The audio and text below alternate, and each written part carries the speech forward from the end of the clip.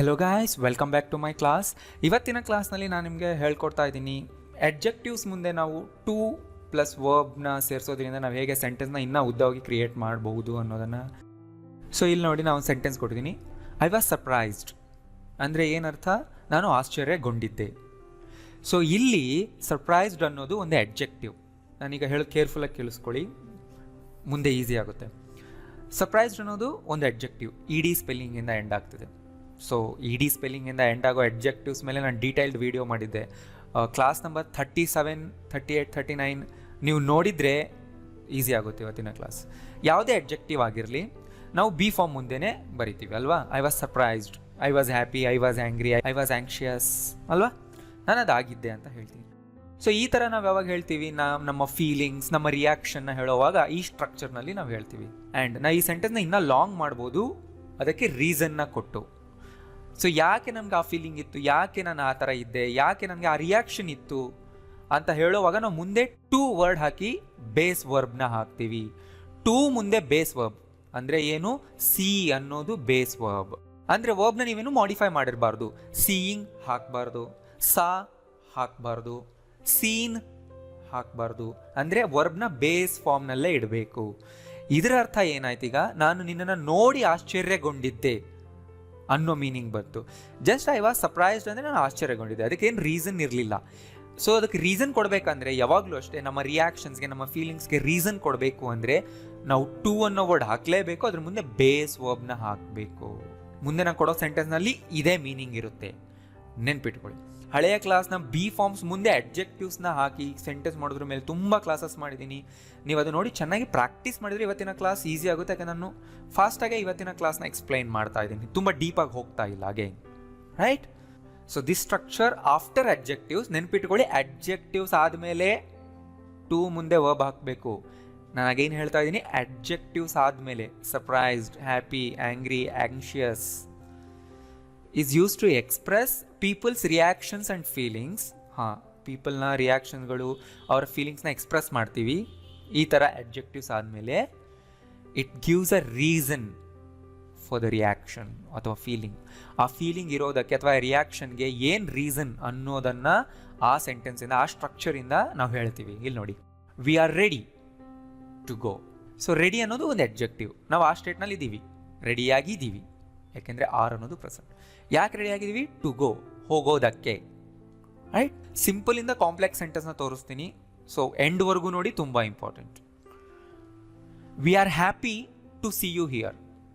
So ಇದರ ಅರ್ಥ ಎರಡೂ ಬರುತ್ತೆ. ನಿನ್ನನ್ನು ನೋಡೋದಕ್ಕೆ ನಾವು ಹ್ಯಾಪಿಯಾಗಿದ್ದೀವಿ ಅನ್ನೋದು ಬರುತ್ತೆ. ಆ ಥರ ಹೇಳಬೇಕಾದಾಗಲೂ ಈ ಸೆಂಟೆನ್ಸ್ ಯೂಸ್ ಮಾಡಿ. ಅಂದ್ರೇನು? ನಿನ್ನನ್ನು ನೋಡೋದಕ್ಕೆ, ನಿಮ್ಮನ್ನು ನೋಡೋದಕ್ಕೆ ನಾವು ಹ್ಯಾಪಿಯಾಗಿದ್ದೀವಿ ಅಂದರೆ ನಿನ್ನ ಬಂದಿಲ್ಲ ಬಟ್ ವೆಯ್ಟ್ ಮಾಡ್ತಾ ಇದ್ದೀವಿ, ಬೇಗ ಬಾ, ನಿನ್ನನ್ನು ನೋಡೋದಕ್ಕೆ ನಾವು ಹ್ಯಾಪಿ ಆಗಿದ್ದೀವಿ ಅನ್ನೋ ಮೀನಿಂಗೂ ಬರುತ್ತೆ.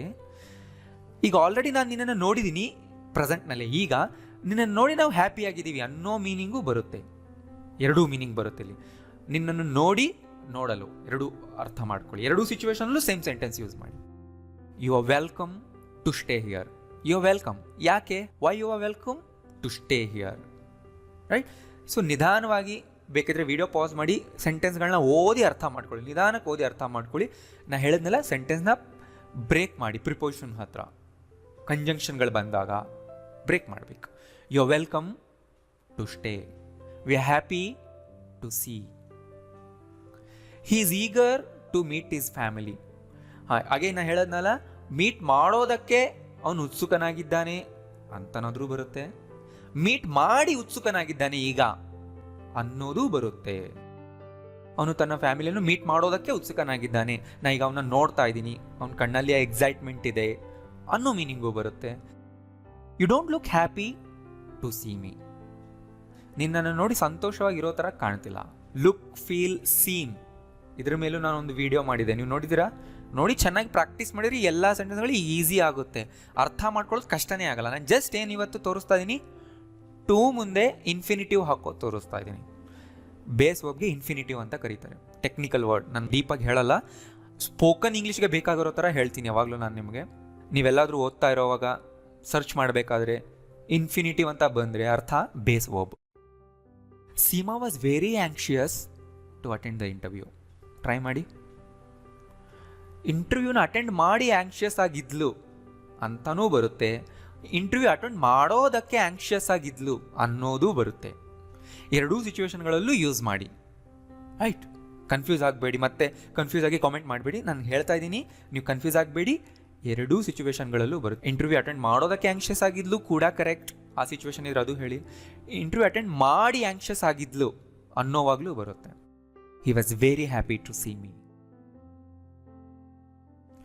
We are pleased to receive the invitation.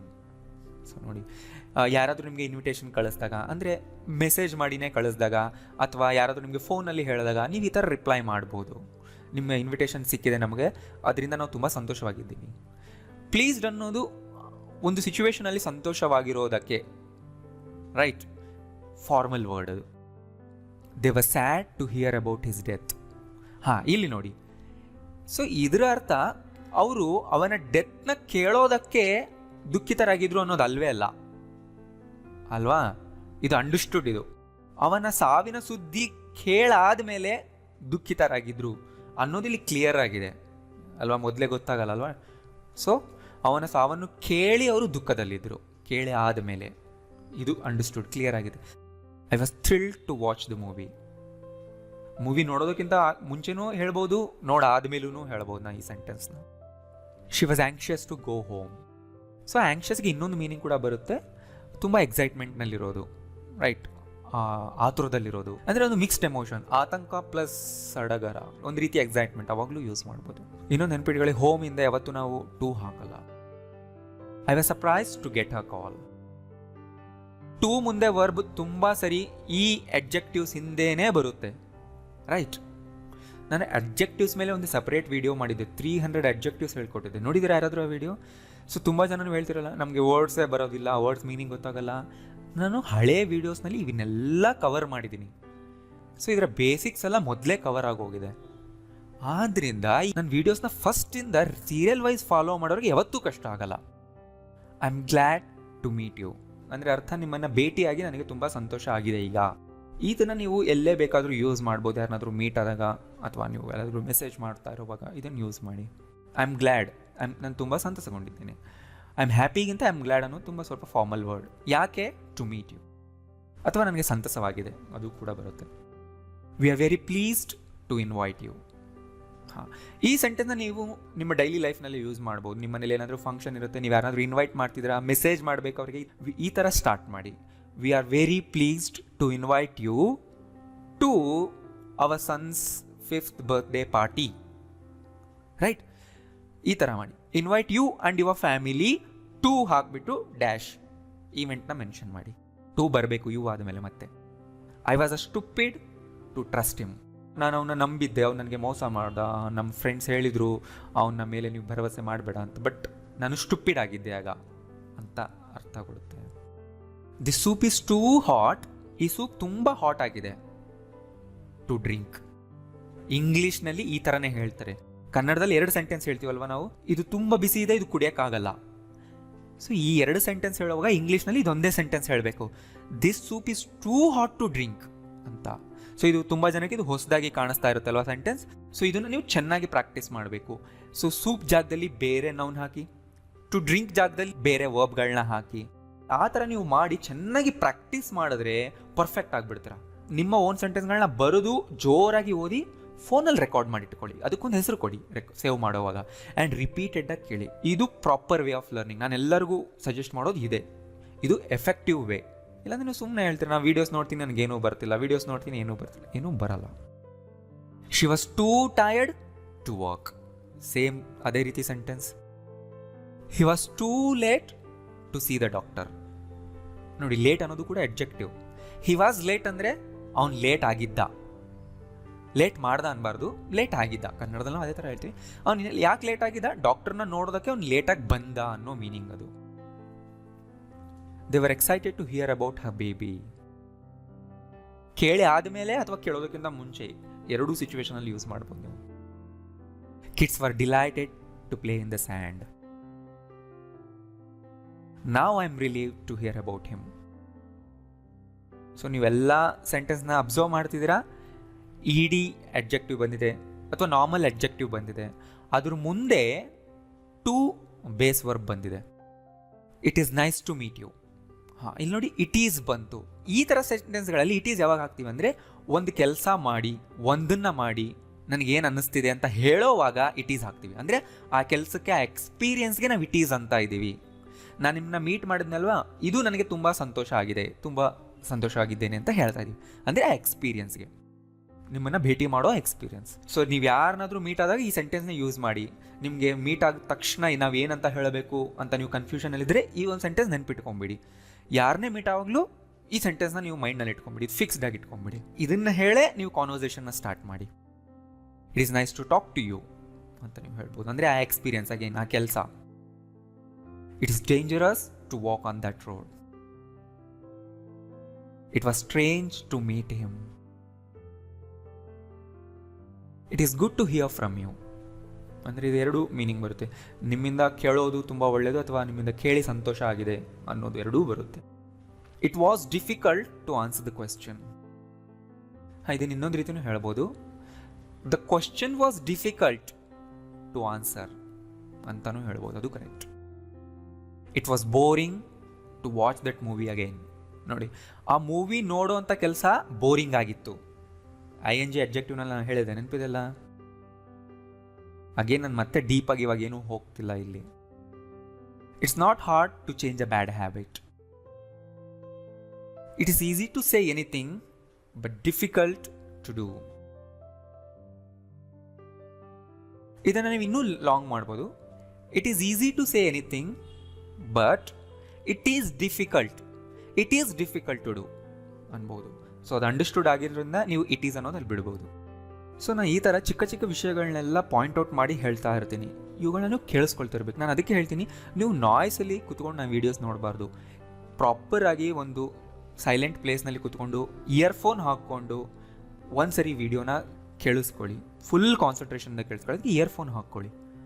Second time ನೋಡುವಾಗ ನೋಟ್ಸ್ ಮಾಡ್ಕೊಳ್ಳಿ. ಥರ್ಡ್ ಟೈಮ್ ಮತ್ತೆ ನೋಡಿ ಬೇಕಿದ್ರೆ. It is easy for you to criticise other people. ನೋಡಿ, ಫಸ್ಟ್ ಪಾರ್ಟ್ ನೋಡಿ, it is easy for you. ಯಾರಿಗೆ ಆ ಕೆಲಸ ಈಸಿ ಅಂತ ಹೇಳುವಾಗ ನೀವು ಈ ಥರ ಹೇಳ್ಬೋದು. It is easy for you, for him, for me to criticise, structure ಬಂದಿದೆ, to criticise other people. So ಈ ಥರ ಹೊಸ ಸೆಂಟೆನ್ಸು ನಲ್ಲಿ ನೀವು ಪರ್ಫೆಕ್ಟ್ ಆಗಬೇಕಂದ್ರೆ ತುಂಬ ಕಷ್ಟ. ಆದ್ದರಿಂದ ಇದೇ ಥರ ನಿಮ್ಮ ಓನ್ ಸೆಂಟೆನ್ಸ್ಗಳು ಮಾಡಿದಾಗ ಈಸಿ ಆಗುತ್ತೆ. It was impossible to understand him. It was difficult for us. ನೋಡಿ, ಮತ್ತೆ ಬಂತು. It was difficult for us. ಆ ಕೆಲಸ ನಮಗೆ ಡಿಫಿಕಲ್ಟ್ ಆಗಿತ್ತು, ಈ ಥರ ಹೇಳಬೇಕು. To hear what she was saying. The little boy was afraid to jump. He was ashamed to speak to her again. ಅಂದರೆ ಇಲ್ಲಿ ಅಶೇಮ್ಡ್ ಅಂದರೆ ಆ ಎಂಬ್ಯಾರೆಸ್ಮೆಂಟಿಂದ ಬಂದಿರುವಂಥ ನಾಚಿಕೆ. Aren't you sad to hear that? I'm proud to announce this year's winner. Our company is pleased to offer you this job. We were happy to come to the end of our journey.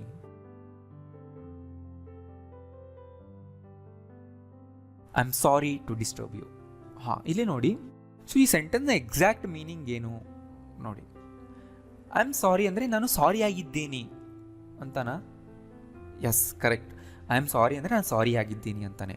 ಸಾರಿ ಅನ್ನೋದ್ರ ಇನ್ನೊಂದು meaning ಏನು ಅಂದರೆ ದುಃಖವಾಗಿರೋದು, ಪಿಟಿಯಾಗಿರೋದು. ಅಂದರೆ ನಿಮ್ಮನ್ನ disturb ಮಾಡ್ತಾ ಇದ್ದೀನಲ್ವಾ, ನಿಮ್ಮನ್ನ disturb ಮಾಡಿದ್ದಕ್ಕೆ ನಾನು ಸಾರಿ ಆಗಿದ್ದೇನೆ, ನನಗೆ ದುಃಖ ಆಗ್ತಿದೆ ನಿಮ್ಮನ್ನ ಡಿಸ್ಟರ್ಬ್ ಮಾಡೋದಕ್ಕೆ ಅಂತ ಅರ್ಥ ಅದು. ರೈಟ್. ಈಗ ನೋಡಿ, ಯಾರಾದರೂ ನಿಮಗೆ ಐ ಆಮ್ ಸಾರಿ ಅಂತ ಹೇಳ್ತಾ ಇದ್ದಾರೆ ಅಂದರೆ ಅರ್ಥ ನಿಮ್ಗೆ ಅದನ್ನು ಮಾಡಿ ನನಗೆ ದುಃಖ ಆಗಿದೆ, ನಾನು ದುಃಖದಲ್ಲಿದ್ದೀನಿ ಅನ್ನೋದು ಅರ್ಥ. ಆದ್ರಿಂದನೇ ಸಾರಿ ಅನ್ನೋದು ಬಿ ಫಾರ್ಮ್ ಮುಂದೆ ಬರುತ್ತೆ ಯಾವಾಗಲೂ. ಐ ಸಾರಿ ಅನ್ನಲ್ಲ ಅಲ್ವಾ. I am sorry, he is sorry, she is sorry ಅಂತ.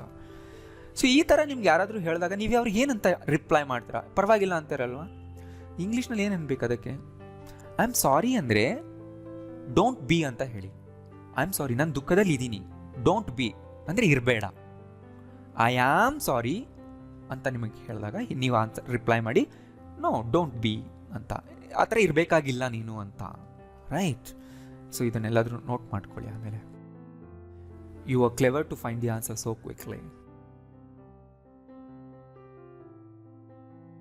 She was right to complain about that hotel.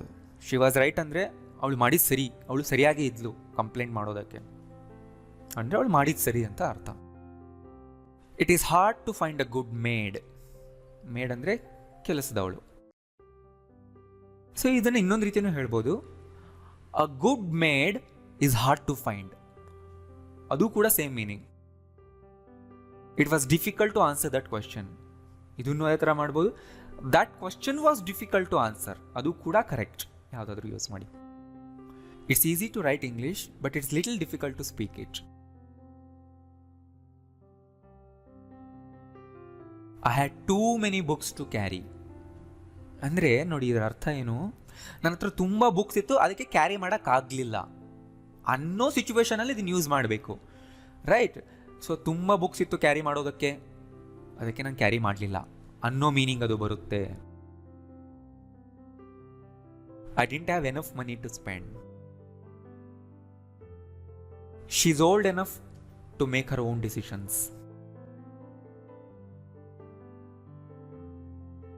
You are not old enough to get married yet. This too much sugar to put in this bowl. ಇದು ಕೂಡ same ಆಗಲೇ ಬಂದಿದ್ದ sentence ಥರನೇ. Bowl ಚಿಕ್ಕದಿದೆ but sugar ತುಂಬ ಇದೆ, ಅಷ್ಟು ಶುಗರ್ನ ಈ ಬೌಲ್ನಲ್ಲಿ ಹಾಕೋಕ್ಕಾಗಲ್ಲ ಅಂತ ಹೇಳೋವಾಗ ಈ ಥರ ನೀವು ಹೇಳಬೇಕು. ಅಷ್ಟು ಶುಗರ್ ಈ ಬೌಲ್ನಲ್ಲಿ ಫಿಟ್ ಆಗಲ್ಲ, this too much sugar to put in this bowl ಅಂತ ಅರ್ಥ ಅದು. It's always difficult to score runs on this kind of surface. So ನಿಮಗೆ ಕನ್ಫ್ಯೂಸ್ ಆದರೆ ವೀಡಿಯೋನ 2-3 ಸರಿ ನೋಡಿ, ಎಲ್ಲ ಸೆಂಟೆನ್ಸ್ನ ನೋಟ್ಸ್ ಮಾಡ್ಕೊಳ್ಳಿ. ನಾನು ಹೇಳಿದ್ನಲ್ಲ, ನಿಮ್ಮ ಓನ್ 5 to 10 ಸೆಂಟೆನ್ಸ್ಗಳನ್ನ ಬರೆದು ಜೋರಾಗಿ ಓದಿ, ಆಗ ನೀವು ಮಾಸ್ಟರ್ ಆಗ್ತೀರಾ. ಸೊ ವಿಡಿಯೋ ಇಷ್ಟ ಆಗಿದ್ರೆ ಲೈಕ್ ಮಾಡಿ, ಎಲ್ಲರಿಗೂ ಶೇರ್ ಮಾಡಿ. Thank you.